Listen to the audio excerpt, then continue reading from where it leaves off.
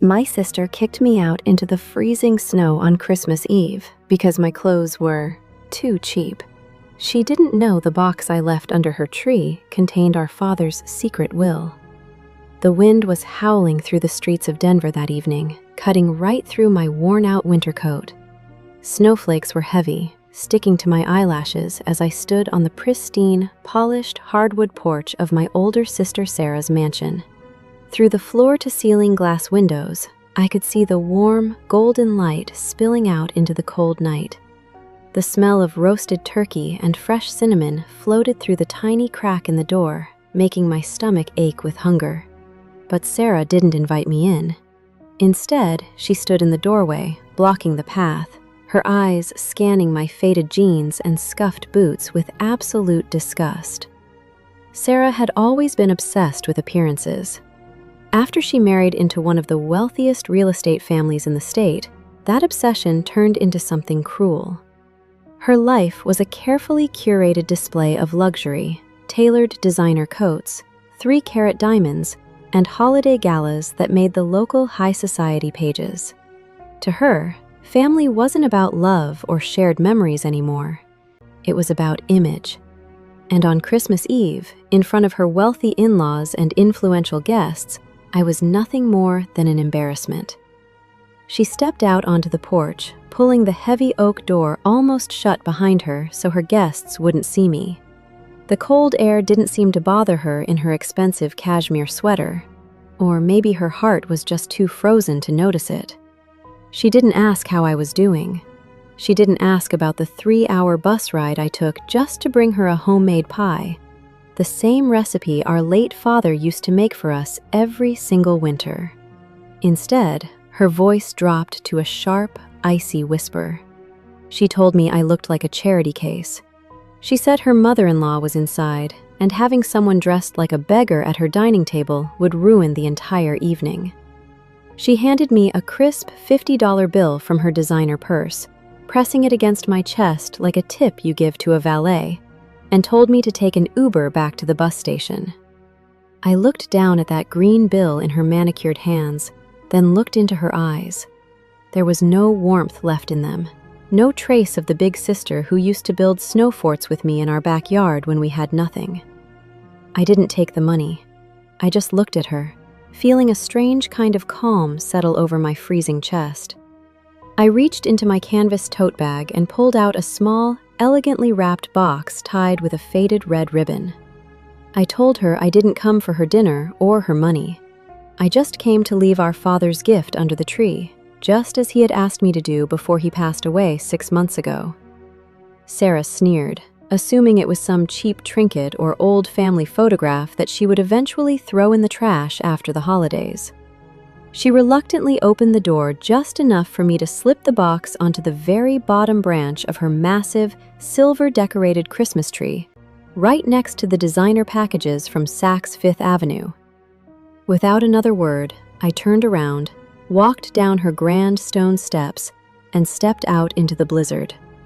The snow was falling thicker now, covering my tracks as I walked toward the local diner 2 miles down the road.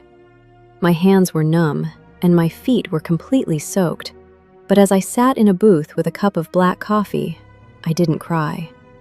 Because I knew that in less than 12 hours, the golden world Sarah built on arrogance was going to shatter into a million unfixable pieces.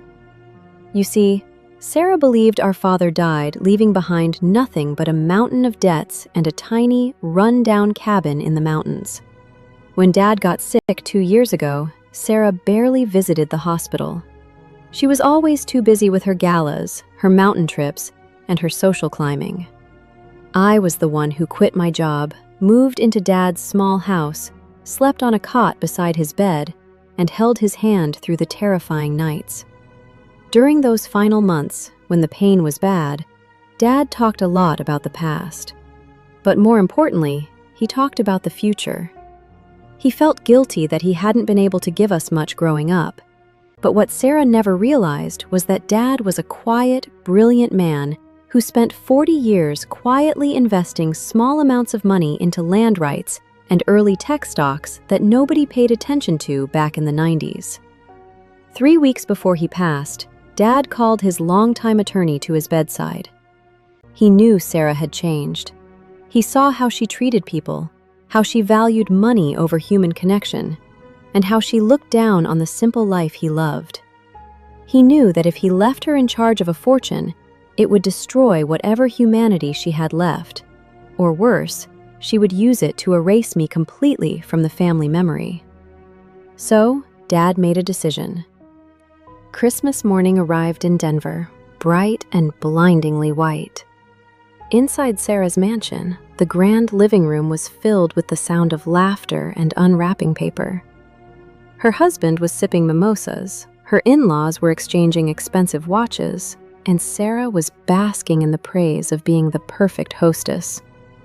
As the pile of torn paper grew, her husband noticed the small, simple box sitting under the bottom branch, wrapped in plain butcher paper with a faded red ribbon. He handed it to Sarah, reading the handwritten tag aloud in front of everyone. It said, "To Sarah, from Dad. Open on Christmas morning." Sarah hesitated, feeling a sudden pang of awkwardness in front of her sophisticated in-laws. She tried to set it aside, claiming she would open it later, but her mother-in-law insisted, calling it a sweet sentiment from her late father.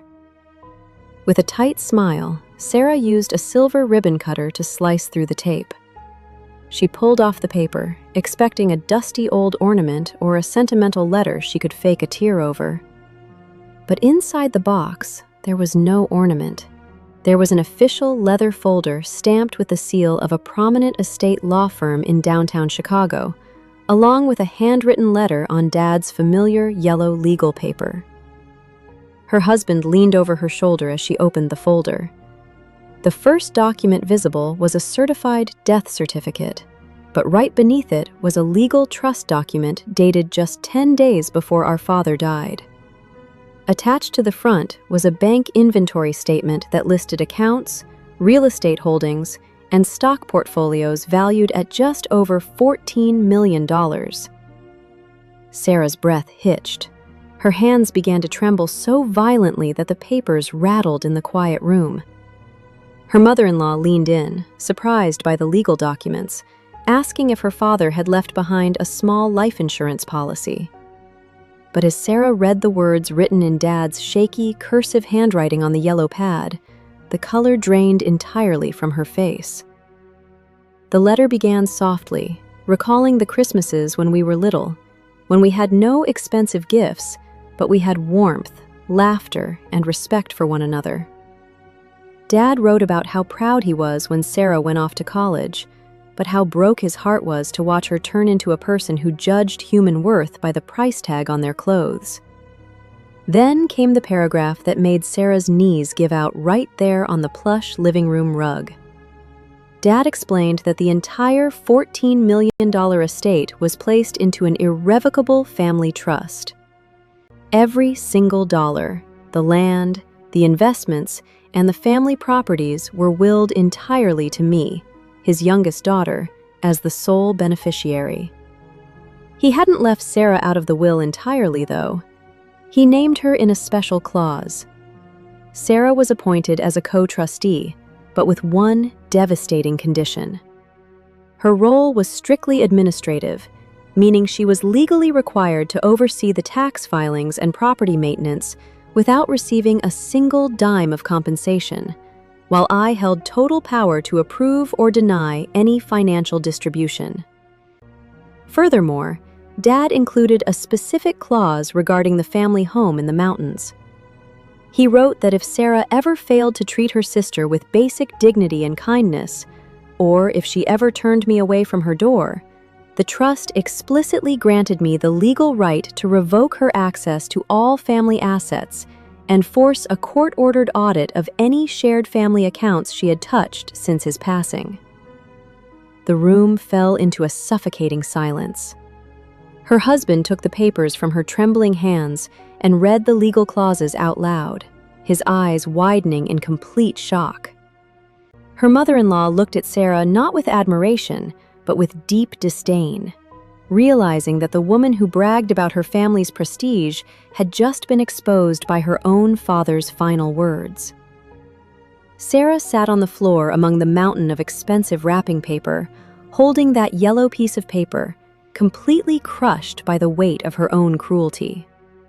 She tried to call my cell phone a dozen times that morning, leaving frantic, crying voicemails, begging me to come back, apologizing, and asking to talk things over.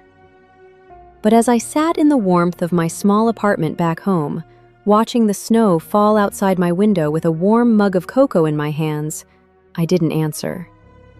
I didn't need to fight her, and I didn't need to yell. Dad had already delivered the ultimate lesson. True wealth isn't what you wear or the mansion you live in. It's how you treat the people who love you when nobody else is watching.